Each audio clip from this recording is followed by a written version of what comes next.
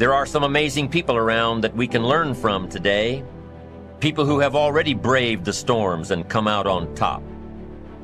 People who are still alive today. People who started with nothing and ended up with something great.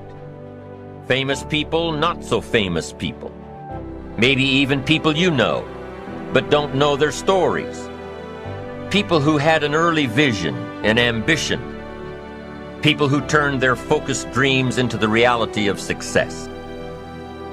Life is dull only to dull people. This is true, but it also could have read, life is interesting only to interesting people. Or life is successful only to successful people. And what I'm trying to say is that you must first become, mentally, from an attitude standpoint, that which you wish to achieve. A famous restaurateur was being interviewed by a reporter who asked, "When did you become successful?" He replied, "I was successful when I was sleeping on park benches because I knew what I wanted to do and that I would do it." In short, his attitude had been one of success, of expecting success long before the material, the tangible rewards of success had been earned. But for now, remember that a person must act, look, and because of these things, feel successful before the success he seeks can come. We must learn from personal experience. Pretty simple. Learn from what happens to you. Take a look back over the last few months. Did you make some mistakes? How could you correct those for the future? Take a look back over the last year. Have you done it right or done it wrong? Let's correct it for the next year. Don't drown in a sea of your own negativity when you can float on the ocean of life. You are meant to be a wonderful, loving expression of life. Life is waiting for you to open up to it, to feel worthy of the good it holds for you. The wisdom and intelligence of the universe is yours to use. Life is here to support you. Trust the power within you to be there for you. The moment you start feeling abundant and worthy, you are generating wealth. The moment you're empowered and feel it, you're beginning to step towards your success. The moment you start feeling whole, your healing begins. And when you love yourself and you love all of life, you'll create an equal. And now you're causing an effect. And I think that's the difference between living as a victim in your world, saying, I am this way because of this person or that thing or this experience. They made me think and feel this way. When you switch that around, you become a creator of your world, and you start saying, my thinking and my feeling is changing an outcome in my life. And now that's a whole different game, and we start believing more that we're creators of reality. This is your moment to shine. And if you're not willing to shine, then step aside. If you're not willing to work, then this is not the place for you. You got to toughen up. You got to look up. You got to build up. If you want it, this is the time to go get it. But you got to work for it. You got to believe in it. You got to trust in it. If you put yourself in a new situation, then new genes code for new proteins and build new neural structures and new nervous system structures. Same thing happens to some degree when you work out, right? Because your muscles are responding to the load, but your nervous system does that too. So you imagine that there's a lot of potential you locked in your genetic code. And then if you put yourself in a new situation, then the stress, that's the situational stress that's produced by that particular situation, unlocks those genes and then builds new parts of you. And so that's very cool, because who knows how much there is locked inside of you. Okay, so now here's the idea.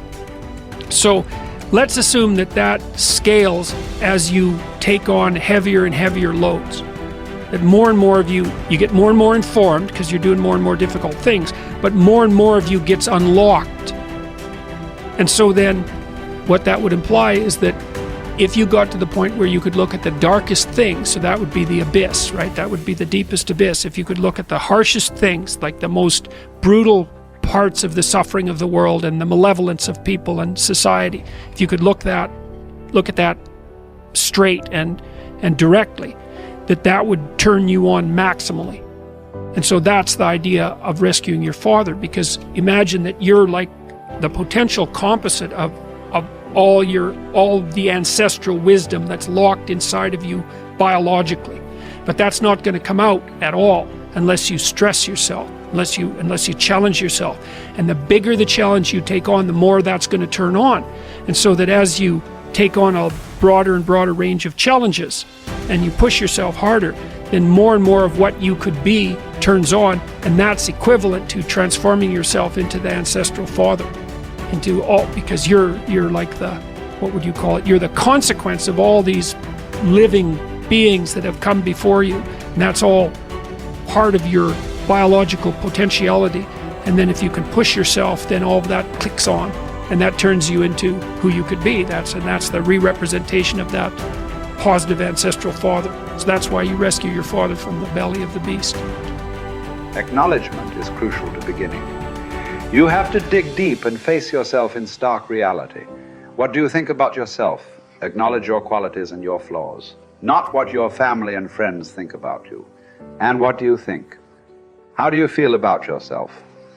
Objectively look inside yourself. You might think that is an overrated mainstream idea, but I promise you it is an imperative step you must take, and a big problem. Consciousness will take shape only if you start thinking about it.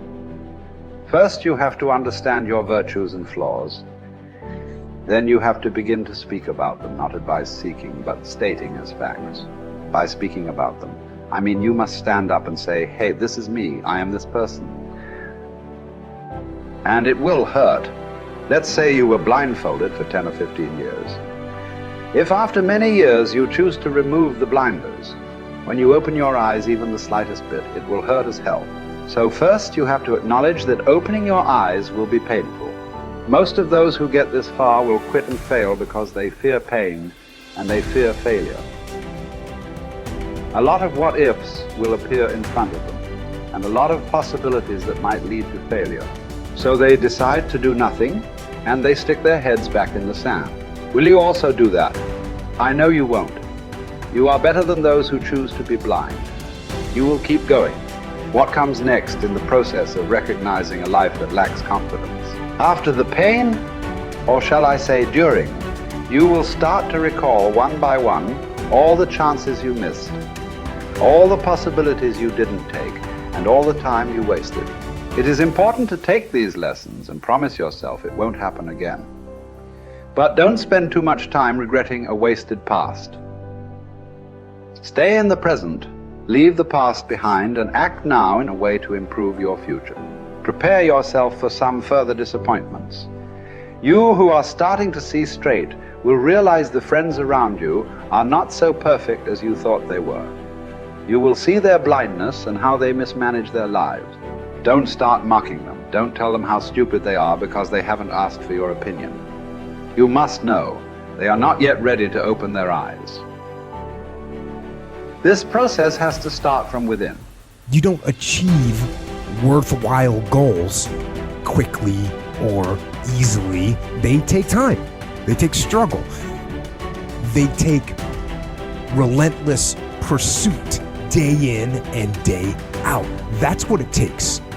But also, things don't usually fall apart quickly either. At least at first, it's a slow process. A little slip here, a little setback over there, a little wearing down of discipline and will over time.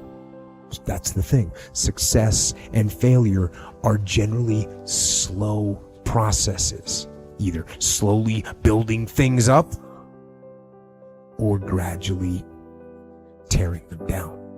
And that's why I say you've got to pay attention. You have to watch. You have to watch every single second, because those seconds, they turn into minutes, and minutes turn into hours, and hours turn into days, and days turn into years. And so that second that just went by, that counted. And so did that second. And so did that one. And in those precious seconds, you were either building or you were decaying. You were either gaining ground or you are losing ground in that second and in every second. Every second counts. So make every second